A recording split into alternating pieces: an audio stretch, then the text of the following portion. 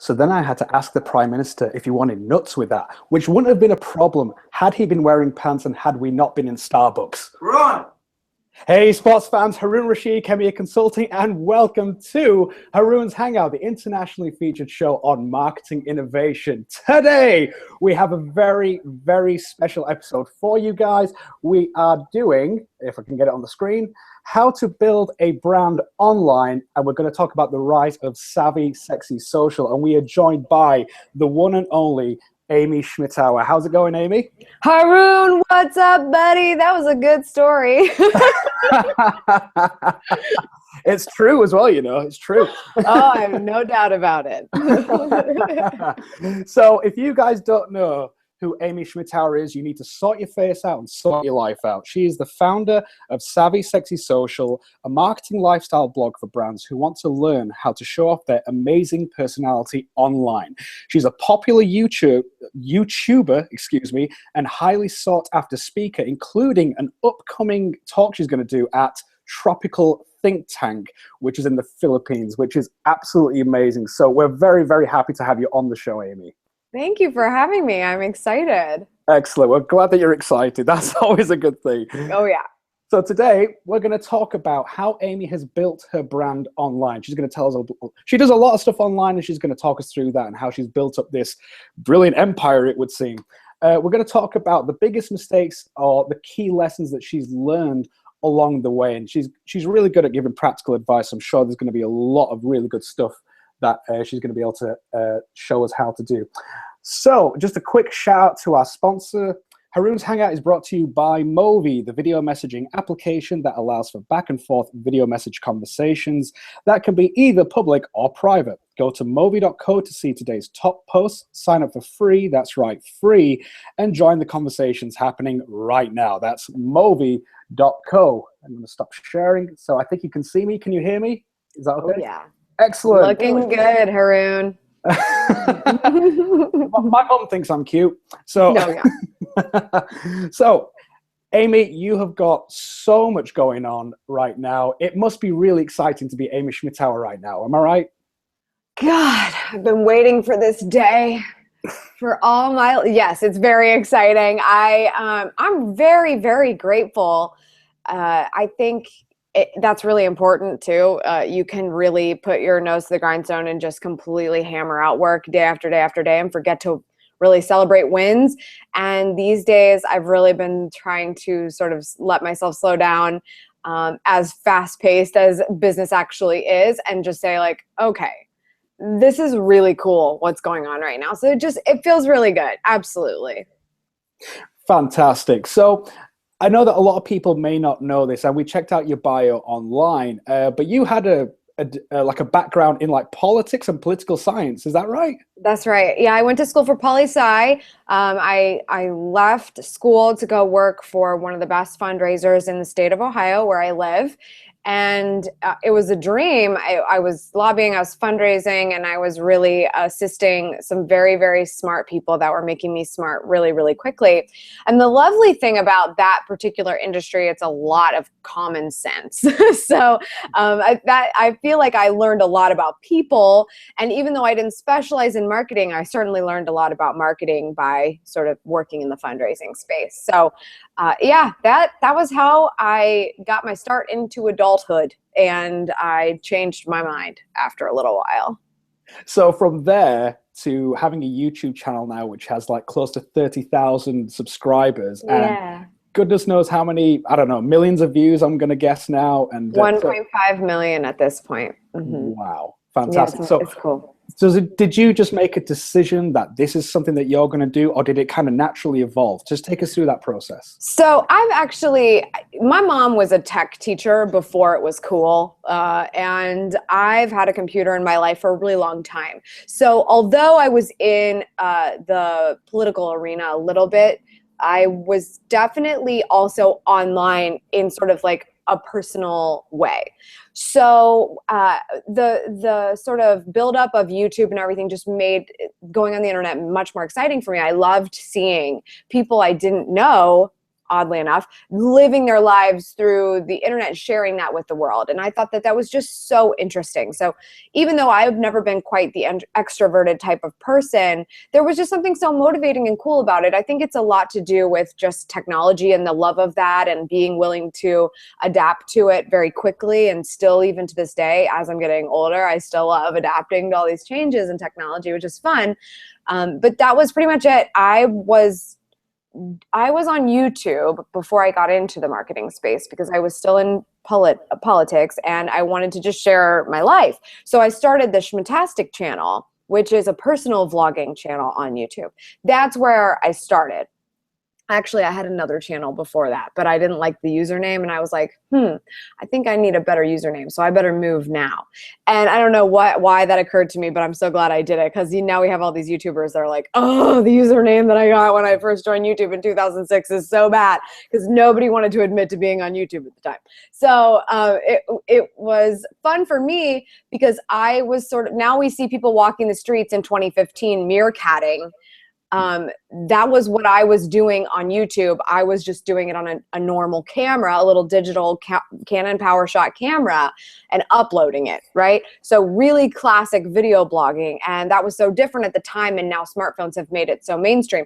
That's how I got started on YouTube. So fast forward to 2009, 2010, when I start to explore the marketing industry a little bit as a side hustle of my political job. I basically thought, the one thing that I have over all these people is YouTube. So when I started working for myself full-time as a marketing consultant in 2011, early 2011, no longer just side hustle, full-time, I was like, I need to use YouTube for this. And so that I'm truly different today because I started as a YouTuber and marketing comes second. And when you realize that putting the context of the platform first over your agenda,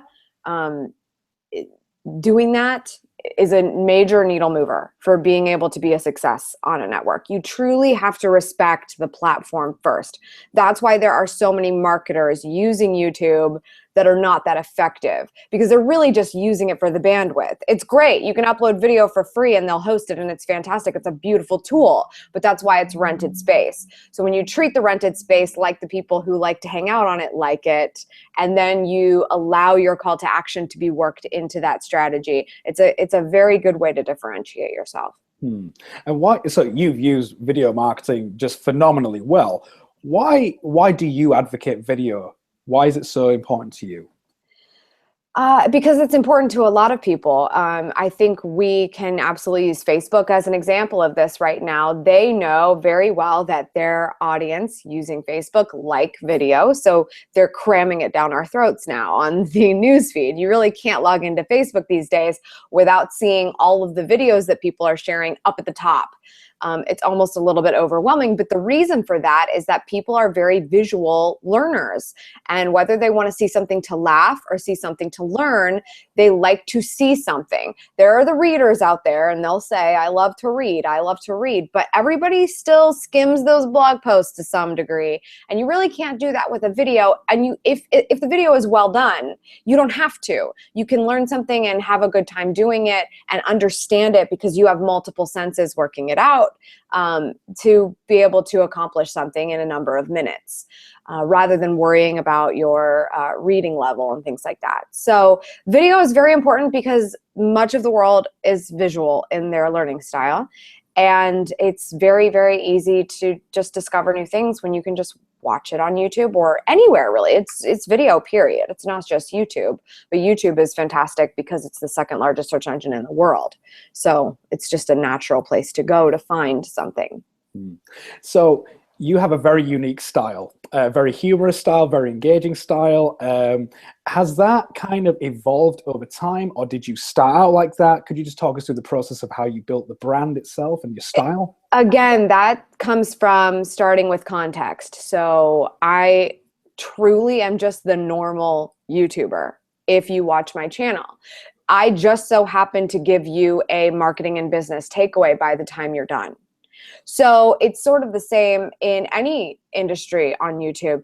Some of the most talented YouTubers are humorous and easygoing and will convey a really effective message, but by the time you leave, it might just be a recommendation on lipstick color.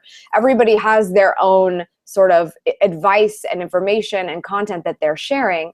The context of YouTube is it's known for cat videos. So as much as that's a stigma that won't leave it alone, it's really just everyone's way of saying YouTube is a relaxed place to be. And you could take anything away from that platform at any given moment, but you're probably going to have a good time doing it. So I was voted most sarcastic by my high school class, and so that converts a little bit. But in addition to that, it's truly just being a YouTuber first. And that makes it so much more fun for everybody to learn about marketing, as if I'm not trying to stand here and have this like level of prestige and like smoke and mirrors in front of me to be the first thing that you receive on my end. I don't want that to be the case. I want you to get all of me. I want authenticity so that you'll trust me, so that then the rest of it will matter. Because if you don't trust me, then it doesn't matter what I'm teaching you in that moment. So the only way I can do that is just to be a full version of myself. Excellent. So as you've been building your channel, did you find that you had like a very kind of steady growth of subscribers and views, or did you do one particular video that you just saw like a massive spike in viewers and subscribers and things like that? How did it happen for you? I think there are spikes that happen. I mean, there's obviously the most effective form of growth on YouTube is collaboration, and that's organic. You know, if you can collaborate with another audience that has some people following them, then there can be spikes. And I have some really great friends on YouTube that have featured me on their channels, and so those will definitely generate a little bit. But I would say for the most part, my channel has been very steady growth. There's not been like that time where I was like, we're gonna do something that's gonna go viral. I personally detest that word. I think it serves a purpose, so I will use it every once in a while, and I understand that most brands kind of love that word and they want that, and that's what they want to try to strategize around, but you truly cannot predict what people will decide is extremely shareable and create that tipping point. It's very difficult to do. So for me, I know that quality will always win. I don't have to have a video with millions of views, but if I have one with upwards of 80,000 to 100,000, that's a video that not only is showing it's evergreen and it's useful. I'm sorry, I'm gonna have sirens in the background, but it's going to keep the health of my channel up, and it's going to last for a really long time. And it's those few videos like that that really kind of elevate the channel as a whole, and it makes the rest of the channel look even better. So personally, I'm one of the YouTubers that just sort of grows continuously through word of mouth, and not because I'm trying to be the next great parody. I'm just trying to tell you what's going on in my style. So if you could go back, let's say, I don't know what, 5 years or whatever, and if you could talk to Amy back then, 5 years ago, what would be the advice that you would give her when she's kind of starting out doing all this kind of YouTube stuff? Really, really good question. I guess I would say take audience retention much more seriously. I actually just posted a video about this yesterday because it's funny. I also did a live event last weekend.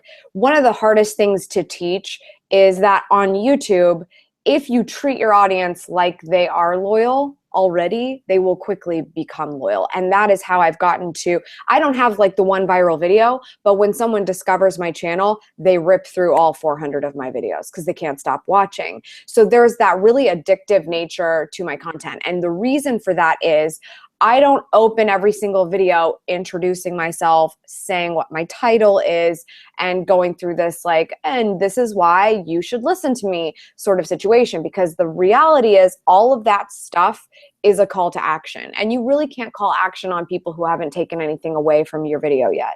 You have to give the value first. So if I were to go back in time, and what I would advise everyone to do is understand what audience retention is, look in your YouTube analytics and see it in like the numbers. How long are you keeping people on your videos? Because that has a lot to do with how YouTube then categorizes your channel in search, your channel, not just an individual video. If you have really crappy retention for one video, and that happens a few more times, the the reliability of your channel according to YouTube is going to be lower. So any of your content is going to perform not as well in search. What they're looking for are those people that are putting people to sleep, essentially. And a lot of people, especially marketers, will get on a video and explain who they are for 25 seconds when you have an average of 8 seconds for somebody to decide if they're going to leave or stay. I'm sure you've watched a YouTube video lately where you clicked play, you thought you wanted to watch it, and you were like, not really feeling it, and you go. That's the audience retention decision that we're making early in the video. You either stay, and you stay for a good percentage, maybe 50% or a little bit longer, and then there's the diehards that stay till the end, which make your audience retention overall a good 50 to 60%, ideally. But if you have a lot of those people that are like, oh my God, this person won't shut up about who they are at the beginning of a video, and your audience retention is closer to 20% overall or worse, then YouTube sees that and they don't like your channel. And your best opportunity for being on YouTube is to be found through search, because it's, again, #2 search engine in the world. So really pay attention, Amy, to the beginning of your videos, because everything you're saying in those first few moments is the ultimate first impression to the rest of the world. Fantastic. Do you have like any kind of tips about the beginning of the video particularly that you could kind of give to the audience? Definitely. First and foremost, show your face first. And what I mean by that is I usually say subject first. If you're not going to be doing an on-camera video, then don't show your face first, but have the subject, the main subject of the video first. So let's say you're doing screen capture video, no on camera. I would still recommend you do something on camera, but if you don't, fine. At least show what you're going to be working on that day and get right into it. Have your voice there. The reason I'm saying that is a lot of brands will spend thousands of dollars on this opening title sequence with lots of graphics and moving parts and music and things, and it'll end up being 15 seconds. That 15 seconds of title sequence, you've lost people at that 8-second mark because they don't have a person to make that emotional and personal connection with yet. So really making sure your face or the subject or both are right up front is critical. People want to know you intend to get to your point quickly. So one of the first ways to do that is to just dive right into it. Secondly, if you need a title sequence, make it very brief. And if you want to have the long, continuous one, I know plenty of people that did a theme song for themselves on YouTube and they play it at the end of their videos, or it's a different video altogether. Sometimes they pop it in at the end, sometimes they don't. It is not worth doing at the beginning of a video. It's far too critical. If you think about somebody finding you in search, they don't give a crap about your theme song. They want to know whatever they were searching for. Let them get that value immediately. So just to give my content as an example, I open up every single one of my videos on camera, whether or not I'm saying something funny or totally relevant to what the video is about. The point is just that you get my vibe, you know who's going to be talking to you for the rest of these 3 minutes, and then I go into a 2-second title sequence, and then I start talking about the content. So that by second 6 or 7 or 8, I'm well into it. You know I'm moving quickly, and you don't really have to wait very long to hear what you wanted to hear when you decided to watch the video in the first place. Those would be some of my first tips for really optimizing your video. It is going to feel weird to not introduce yourself, but it's not about not introducing yourself. It's about making it more of a shtick than it is of a formal introduction. Austin Evans is a great example of this. He has hundreds of thousands of subscribers on YouTube. I think it's close to 1 million now. And he always says, hey guys, this is Austin, and today, yada, yada, yada, yada, yada. That's what he's known for. So it's less about being an introduction, more about being the structure of his content that's a little bit predictable that his audience loves. But if you start a video with, hey, my name is Amy Schmittauer, and I have a blog, it's called Savvy. This is not a shtick anymore. This is an elevator pitch, and no one wants to hear that on YouTube. So that's what it's about. Get out of this whole, I have to give my pitch first. Even though you're not considering it a pitch, that's what it is. I see.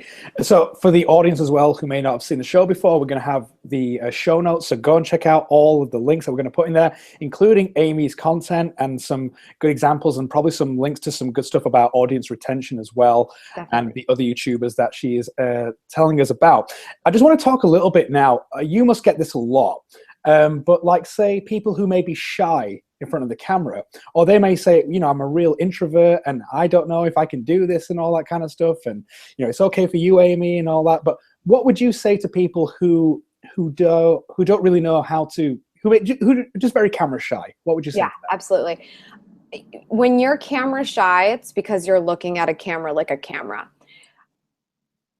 I know that's shocking, but but what I would say to that is, I always tell people, and I have something called like my YouTube video formula, and has a little bit of what I was just telling you about how to start a video. And the other critical thing for the entire duration of a video, you should always look at the lens of a camera like a person. So it really means knowing truly who your target audience is, more specifically than that, who is your avatar, who is your perfect customer, who is your perfect viewer. And when you picture that person, business will flourish for you. You can help more people than that one person, but when you know somebody so well that you're talking to them on camera every single time, you think of them, you think of their face, you think of their hair color, you think of their struggles, you think of their situation, you think about how you can help them, and all you care about is that you get that point across, and that the camera is a vehicle for that message. You look at a camera completely differently. So I have a little bit of an unfair advantage, because even if you go to the first video on my channel, I may not like it today, 4 years later, but it's not the worst video because it wasn't my first video on YouTube. So what I would say is not only defining your avatar fully and understanding who you're talking to, and then looking at a camera like it's a person, allow yourself some practice rounds. And a good example of that right now, it's April, and at Savvy Sexy Social, we always tell the community about vlog every day in April. It's also vlog every day in August. It's called Veda. It's a huge movement on YouTube that's been around for a long time. And what I realized was it was extremely relevant to my audience, because no one's ever just talking to a camera to practice. And even if they are, they might not be reviewing it or publishing it. And what Veda allows you to do is, we have a topic for every single day. You don't have to talk about business. You don't have to talk about whatever is on your business plan. You just talk about the topic of the day, and you get used to that, and you get used to having people to talk to. And because everybody's participating, everybody's watching each other's videos, and you also have a built-in audience, which is never offered to you in the beginning of a content strategy when you don't have an audience. So it's this nice luxury of practicing and actually putting yourself out there. But because you're putting a different name on it, it's easier for you to practice. Regardless, it's practice. When you don't have practice at something, you're not going to get better at it. So that's why I've gotten to be so fluid at just coming up with videos and making 3 per week, because I make 3 per week. That's a lot of practice. But prior to that happening, it was also because I was just one to pull the camera out when something was happening and start talking. So without the ability of practicing and getting used to this whole idea, and then also having your perfect person in mind, you're not going to be good on camera. Until you do those things, it won't get better. It's funny, I will make one suggestion though. One person that I talked to about this is an avid Meerkat person, live streams all the time. But what's funny is completely afraid of video, because it's a different situation. You can get on Meerkat and be live, and it is going to get published to the world. And you're just so excited about that, and you know your avatar, and you're sharing this moment, and it's fun. But you never have to go back and review it. You don't have to edit it. You don't have to critique yourself. And that's tough to do. It very much is. But really think about the fact that it's not just about creating it. You want to publish it. You want to be seeing it. You want to review it. You want to learn from it. It's always going to get better. So that's really the important part. Fantastic. Be sure to catch At the Sharp End, Mondays 10 a.m. with Khemeia director Ian Sharp, where every business can be profitable. That's At the Sharp End, Mondays 10 a.m., sponsored by Movi, only on Google+. So let's come back to some of those key lessons that we were talking about. We've got this thing called the Khemeia workout. And this is just the one thing you want the audience to do after watching today's show. I know you've given so many great practical tips so far, but what would be the one thing you want our audience to do, Amy? I really want you to sit down and picture that avatar. And I'm just going to assume you have it at this point. If you know your perfect person, I want you to write down 3 questions that they have. Just 3. And you can probably actually come up with these really easily, because we all have those FAQs. We all have those, can I take you to coffee so I can like pick your brain and all that kind of stuff.